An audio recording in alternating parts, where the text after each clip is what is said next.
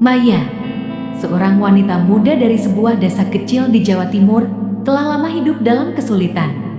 Kehidupannya yang serba kekurangan berubah drastis setelah suaminya meninggal dunia dalam sebuah kecelakaan. Tanggung jawab untuk merawat anak laki-lakinya, Adi, menjadi beban berat yang harus ditanggung seorang diri. Setiap hari, Maya bekerja keras menjahit pakaian untuk mencukupi kebutuhan mereka. Meski hidup sederhana, ia selalu berharap bisa memberikan kehidupan yang lebih baik bagi anaknya. Suatu malam, setelah menidurkan Adi, Maya duduk termenung memikirkan masa depan mereka. Ia teringat teman-temannya yang pernah merantau ke luar negeri, terutama ke Arab Saudi, untuk bekerja sebagai TKW. Mereka mengirim uang yang cukup untuk membangun rumah, bahkan membeli tanah. Maya merasa ini adalah kesempatan yang bisa mengubah hidup mereka. Dengan tekad yang bulat, ia memutuskan untuk pergi dan mencari kehidupan yang lebih baik. Keesokan harinya, Maya mendaftar ke agen tenaga kerja untuk bekerja sebagai tenaga kerja wanita TKW di Arab Saudi. Meski perasaan cemas menggelayuti hatinya, ia merasa ini adalah satu-satunya jalan untuk memberikan masa depan yang cerah bagi anaknya. Setelah melewati berbagai prosedur dan pelatihan, akhirnya Maya berangkat ke Arab Saudi. Sesampainya di Riyadh, Maya disambut oleh keluarga majikannya yang langsung membawa Maya ke rumah mereka yang sangat besar dan megah. Maya merasa sangat asing dengan lingkungan baru ini, budaya, bahasa, dan cara hidup yang begitu berbeda. Namun, ia berusaha untuk tetap tegar dan bekerja dengan baik, berharap suatu saat nanti ia bisa kembali ke Indonesia dengan membawa banyak uang. Maya mulai bekerja di rumah majikannya yang bernama Ahmed, seorang pria Arab berusia sekitar 40 tahun. Rumah Ahmed begitu besar, dengan taman yang luas dan perabotan yang mewah. Ahmed, meskipun terlihat sangat serius, ternyata memperlakukan Maya dengan penuh hormat. Ia sering berbicara dengan Maya, menanyakan tentang kehidupan di Indonesia dan bagaimana perasaan Maya bekerja di rumahnya. Maya, yang awalnya merasa canggung, mulai merasa nyaman. Ahmed tidak hanya menjadi majikan yang baik, tetapi juga menjadi teman bicara yang menyenangkan. Maya tidak bisa menahan diri, ia mulai merasakan ketertarikan terhadap Ahmed. Namun, ia selalu menahan perasaan itu, mengetahui bahwa perbedaan status sosial mereka terlalu besar. Hari-hari berlalu, dan Maya semakin terbiasa dengan kehidupan baru di Riyadh. Ia mengurus semua pekerjaan rumah tangga dari memasak, membersihkan rumah, hingga merawat taman yang indah. Meskipun ada banyak kemewahan di sekitarnya, Maya merasa kesepian. Ia merindukan Adi yang ada di Indonesia. Dan ia tidak bisa menahan rindu untuk segera kembali ke rumah. Namun, pekerjaan dan tanggung jawab yang besar membuatnya tidak bisa pulang begitu saja. Suatu malam, setelah selesai bekerja, Ahmed mengajaknya berbicara serius. Ia mengungkapkan rasa terima kasihnya atas kerja keras Maya. Maya, aku tahu kamu bukan hanya seorang pembantu, tapi juga seorang wanita yang luar biasa, katanya dengan lembut. Aku ingin kamu tahu bahwa aku sangat menghargai semua yang kamu lakukan. Maya merasa terharu, meski ia masih tidak bisa membayangkan bahwa suatu hari hubungan mereka bisa lebih dari sekadar majikan dan pembantu. Tak lama setelah percakapan itu, Ahmed mulai mengungkapkan perasaan yang lebih dalam. Suatu malam, saat makan malam bersama, ia mengatakan kepada Maya, "Aku sudah lama merasa bahwa kamu adalah wanita yang luar biasa. Maya, aku ingin kamu menjadi bagian dari hidupku yang lebih besar. Aku ingin menikahimu." Maya terkejut, merasa dunia seakan berhenti berputar. Ia tidak pernah membayangkan bahwa hubungan mereka akan berkembang menjadi sesuatu yang lebih dari sekadar hubungan majikan pembantu. Meski perasaan itu ada, Maya merasa takut dan bingung. "Tuan, saya hanya seorang pembantu di rumah Anda. Saya tidak pantas," ujar Maya dengan suara gemetar. Namun, Ahmed tetap meyakinkan Maya, "Maya, kamu lebih dari itu. Kamu lebih dari sekadar pembantu. Kamu adalah wanita yang pantas mendapatkan kebahagiaan." Setelah beberapa hari berpikir, Maya akhirnya menerima lamaran itu. Ia tahu bahwa ini adalah kesempatan yang tidak bisa dilewatkan, meskipun ada banyak keraguan dalam hatinya. Pernikahan mereka berlangsung dengan sangat sederhana tanpa pesta mewah, hanya dihadiri keluarga dan beberapa teman terdekat. Maya mengenakan gaun putih sederhana, tetapi bagi Ahmed, Maya terlihat sangat cantik. Perasaan campur aduk menghantui hati Maya saat dia mengucapkan janji pernikahan di depan Ahmed. Ia merasa bahagia, namun juga cemas akan apa yang akan terjadi di masa depan. Setelah upacara pernikahan, mereka pindah ke rumah besar yang lebih mewah, jauh lebih besar dari tempat tinggal sebelumnya. Meski hidup mereka lebih nyaman, Maya masih merasa asing dan terisolasi di dunia baru ini. Meskipun Maya kini menjadi istri Ahmed, ia merasa hidupnya belum sepenuhnya stabil. Meski tidak perlu bekerja keras lagi, Maya merindukan tantangan hidup yang dulu membuatnya merasa hidup. Ia mulai berpikir untuk mencari sesuatu yang lebih dari sekadar menjadi istri.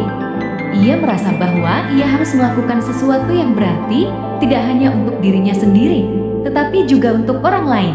Suatu hari, saat berbicara dengan Ahmed tentang rencananya untuk membangun bisnis, Ahmed memberikan dukungan penuh. "Aku tahu kamu punya potensi, Maya. Jika itu yang kamu inginkan, aku akan mendukungmu." Maya mulai merencanakan untuk membuka bisnis perhiasan emas, karena ia tahu bahwa pasar emas di Arab Saudi sangat menjanjikan. Dengan bantuan Ahmed, Maya mulai merancang koleksi perhiasan yang elegan dan berkualitas tinggi. Maya mulai membuka usaha perhiasan di Riyadh. Bisnis yang ia jalani tidak mudah, karena banyak pesaing yang sudah lebih dulu ada. Namun, dengan kerja keras dan ketekunan, Maya berhasil menarik perhatian pelanggan. Ia juga memanfaatkan koneksi yang dimiliki Ahmed untuk mempromosikan produk perhiasannya. Lama-kelamaan, bisnis Maya berkembang pesat. Ia membuka beberapa toko perhiasan dan merekrut pengrajin perempuan untuk bekerja bersamanya. Setiap langkah dalam bisnis ini bukan tanpa hambatan, tetapi Maya tahu bahwa ia harus terus berjuang. Dalam beberapa tahun, Maya berhasil membangun jaringan bisnis perhiasan yang kuat di Riyadh. Ia tidak hanya fokus pada keuntungan, tetapi juga pada kualitas produk dan layanan pelanggan. Bisnisnya dikenal dengan desain perhiasan yang unik, menggabungkan budaya Indonesia dan Arab. Keberhasilan bisnis ini membawa Maya ke posisi yang sangat baik, bukan hanya sebagai istri dari seorang pengusaha kaya, tetapi juga sebagai pengusaha wanita yang sukses. Namun, kesuksesan ini datang dengan tantangan baru. Pesaing-pesaingnya mulai menyebarkan rumor tentang kualitas produknya yang buruk. Maya merasa marah dan tertekan, tetapi ia tidak menyerah. Ia memperbaiki kualitas produk dan terus meningkatkan pelayanan, hingga akhirnya reputasi bisnisnya kembali solid. Seiring dengan kesuksesan bisnisnya, Maya merasa bahwa hidupnya memiliki tujuan yang lebih besar. Ia ingin membantu wanita-wanita lain yang terjebak dalam kemiskinan atau pekerjaan yang tidak layak. Ia memutuskan untuk mendirikan yayasan yang akan memberikan pelatihan keterampilan kepada wanita-wanita di sektor informal. Maya percaya bahwa setiap wanita berhak mendapatkan kesempatan untuk meraih kehidupan yang lebih baik. Yayasan yang ia dirikan mulai berkembang pesat, memberikan pelatihan keterampilan dalam membuat perhiasan dan mengelola usaha kecil. Maya merasa bahagia melihat wanita-wanita yang sebelumnya tidak memiliki harapan kini bisa berdiri di kaki mereka sendiri. Maya dan Ahmed menjalani kehidupan yang harmonis, walaupun kadang-kadang pekerjaan membuat mereka sibuk. Mereka selalu meluangkan waktu untuk bersama. Ahmed tetap mendukung Maya dalam segala hal, dan mereka saling menguatkan satu sama lain. Maya tahu bahwa tanpa dukungan suaminya, ia tidak akan bisa mencapai semua yang ia miliki sekarang. Setelah beberapa tahun, Maya merasa bahwa waktunya telah tiba untuk memperluas bisnisnya. Ia membuka cabang-cabang baru di beberapa kota besar di Arab Saudi dan mulai merencanakan ekspansi internasional. Maya kini berada di puncak kesuksesan. Bisnis perhiasannya berkembang pesat dan yayasan yang ia dirikan untuk memberdayakan wanita semakin besar. Namun, keberhasilan ini membawa tantangan baru yang tak terduga. Beberapa pesaing besar mulai memperhatikan bisnisnya dan mereka tidak akan membiarkan Maya meraih pasar tanpa perlawanan. Salah satu pesaing terbesarnya, seorang pengusaha perhiasan yang telah lama ada di pasar, mulai menciptakan keraguan di kalangan pelanggannya tentang kualitas perhiasan Maya. Tak hanya itu, mereka juga mencoba merebut klien-klien besar yang sebelumnya setia pada Maya. Maya tahu bahwa ini bukan hanya tentang persaingan bisnis biasa, tapi juga tentang menjaga reputasi yang telah ia bangun dengan susah payah. Di tengah tekanan ini, Ahmed tetap menjadi pilar utama dalam hidup Maya. "Aku percaya padamu, Maya," kata Ahmed suatu malam ketika mereka duduk bersama di ruang makan. "Kamu sudah membuktikan dirimu. Sekarang, kamu harus menghadapi tantangan ini dengan kepala dingin." Namun, Maya merasakan beban yang luar biasa. Ia sadar bahwa untuk mengalahkan pesaing-pesaingnya, ia harus melangkah lebih jauh bukan hanya dengan kualitas, tetapi dengan inovasi dan strategi yang lebih berani. "Ini adalah pertaruhan terbesar dalam hidupku," pikirnya, dan ia tahu tak ada jalan mundur lagi. Maya merasa ada angin kencang yang menerpa bisnisnya. Salah satu perusahaan besar mulai menjatuhkan harga perhiasan mereka, menciptakan tekanan harga yang sangat ketat. Banyak pelanggan yang mulai tergoda dengan penawaran murah ini. Maya harus berpikir cepat. Ia tahu bahwa mengurangi harga bukanlah solusi, karena itu bisa merusak nilai dari produknya. Dalam keputusasaannya, Maya memutuskan untuk merilis koleksi terbatas yang eksklusif dengan desain yang lebih mewah dan unik yang tidak dapat ditemukan di tempat lain. Ia juga memperkenalkan layanan personalisasi di mana setiap perhiasan bisa dirancang sesuai dengan permintaan pelanggan.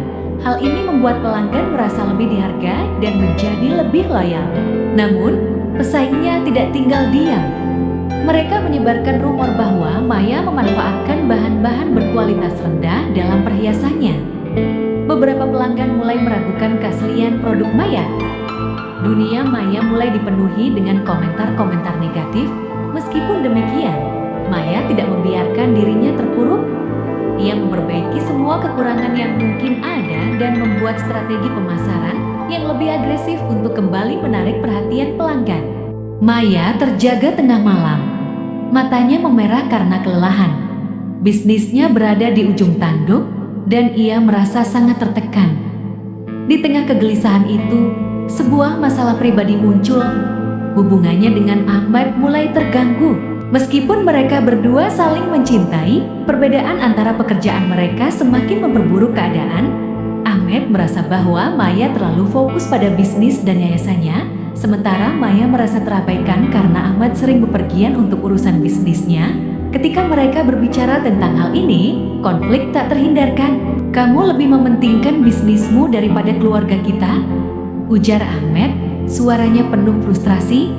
"Ini untuk masa depan kita, Ahmed," jawab Maya dengan suara bergetar. "Aku tidak bisa hanya duduk diam. Aku tidak ingin Adi tumbuh dalam kemiskinan seperti aku dulu." Kedua hati mereka dipenuhi dengan rasa sakit, dan meskipun keduanya saling mencintai, kesenjangan dalam hubungan mereka mulai terbuka lebar. Maya tahu bahwa untuk mengatasi krisis ini, mereka harus menemukan jalan tengah, sesuatu yang bisa mengharmoniskan kembali kehidupan pribadi dan pekerjaan mereka. Setelah berhari-hari berpikir, Maya memutuskan untuk mengurangi jam kerjanya. Ia menyadari bahwa meskipun bisnis adalah impian hidupnya, keluarga tetap menjadi prioritas utamanya. Ia mulai mengatur ulang waktu kerjanya, dan untuk pertama kalinya, ia menghabiskan lebih banyak waktu dengan Ahmed dan Adi. Pada suatu akhir pekan, mereka berlibur ke sebuah kota kecil di luar Riyadh. Perjalanan itu membawa kedamaian bagi hati Maya. Saat melihat senyum di wajah Ahmed dan Adi, Maya menyadari betapa pentingnya memiliki keseimbangan dalam hidup. Mereka menghabiskan waktu bersama, berbicara tentang masa depan, dan menikmati kebersamaan yang telah lama hilang. Namun, meskipun kehidupan pribadi Maya mulai membaik, pertempuran di dunia bisnis belum berakhir. Maya tahu bahwa ia harus terus berinovasi dan menjaga kualitas bisnisnya, karena pasar tidak pernah menunggu siapapun. Untuk menyelamatkan bisnisnya, Maya mulai merancang strategi yang lebih berani. Ia memutuskan untuk bekerja sama dengan desainer terkenal dari Eropa untuk menciptakan koleksi perhiasan eksklusif yang akan menarik perhatian pasar internasional. Selain itu, ia juga memperkenalkan konsep perhiasan yang memiliki cerita, di mana setiap desain perhiasan memiliki makna khusus yang bisa dipersonalisasi sesuai dengan kisah hidup pelanggan. Strategi ini sukses besar. Koleksi baru Maya mendapat perhatian yang luas, baik dari media maupun kalangan sosialita Arab. Nama Maya menjadi terkenal dan pelanggannya mulai datang dari berbagai belahan dunia. Tak hanya itu, program sosial yang ia jalankan untuk memberdayakan wanita juga semakin dikenal dan mendapatkan banyak penghargaan. Di tengah kesuksesan yang semakin besar, Maya menerima sebuah kejutan yang tidak pernah ia bayangkan. Suatu pagi, ia menerima surat dari sebuah organisasi internasional yang mengkhususkan diri dalam pemberdayaan perempuan. Mereka menawarkan untuk bekerja sama dalam mengembangkan program pelatihan keterampilan untuk wanita di seluruh dunia. Ini adalah kesempatan emas bagi Maya untuk memperluas dampak sosialnya lebih besar lagi. Namun, tawaran itu datang dengan harga. Untuk bisa mengembangkan yayasan secara global, Maya harus menginvestasikan lebih banyak waktu dan tenaga. Tentu saja, ini akan mengorbankan bisnis perhiasannya. Maya merasa bingung dan tertekan. Ini adalah pilihan hidup atau mati bagi yayasanku, pikirnya. Setelah beberapa malam berpikir, akhirnya Maya membuat keputusan yang berani. Ia memilih untuk lebih fokus pada yayasan, karena ia merasa inilah kesempatan yang bisa mengubah banyak hidup wanita di dunia. Maya memutuskan untuk menjual sebagian besar saham bisnis perhiasannya kepada investor besar untuk memastikan kelangsungan perusahaan dan masa depan yayasannya. Keputusan ini mengejutkan banyak orang, namun bagi Maya, itu adalah langkah yang tepat. Ia merasa bahwa hidupnya akan lebih bermakna jika bisa membantu lebih banyak orang. Dalam sebuah acara besar yang diadakan untuk merayakan pembukaan cabang internasional yayasan, Maya berdiri di depan para tamu undangan dan berbicara dengan penuh semangat. Hari ini, saya memilih untuk memberi lebih banyak dari apa yang saya terima. Bisnis perhiasan saya mungkin telah menjadi bagian besar dari hidup saya. Tetapi pemberdayaan wanita adalah warisan yang ingin saya tinggalkan. Kata-kata itu menggugah hati banyak orang. Maya tahu bahwa ia telah membuat keputusan yang tepat meski itu berarti harus mengucapkan selamat tinggal pada babak bisnis perhiasannya. Setelah keputusan besar itu, Maya merasa lebih tenang. Meski ada kesulitan dan tantangan di sepanjang jalan, ia merasa damai dengan pilihannya. Kini, ia menjalani hidup dengan lebih seimbang, menjalankan yayasan yang memberdayakan wanita, merawat keluarga kecilnya, dan menikmati kehidupan dengan cara yang lebih sederhana. Di sisi lain, hubungan Maya dan Ahmed semakin kuat. Mereka belajar untuk saling mendukung dan menjaga keseimbangan dalam hidup mereka. Tidak ada lagi konflik besar yang mengganggu kebahagiaan mereka. Bersama adik, mereka mulai merencanakan masa depan yang lebih cerah. Dan Maya merasa bahwa hidupnya telah mencapai titik puncak yang lebih bermakna dari sekadar kesuksesan materi. Akhirnya, Maya menemukan kedamaian bukan hanya dalam bisnis dan keluarga, tetapi dalam hati kecilnya yang telah lama merindukan makna sejati kehidupan. Sampai di sini dulu ya cerita kisahnya. Jangan lupa like, komen, dan subscribe. Sampai ketemu lagi di kisah-kisah selanjutnya. Terima kasih. Assalamualaikum warahmatullahi wabarakatuh.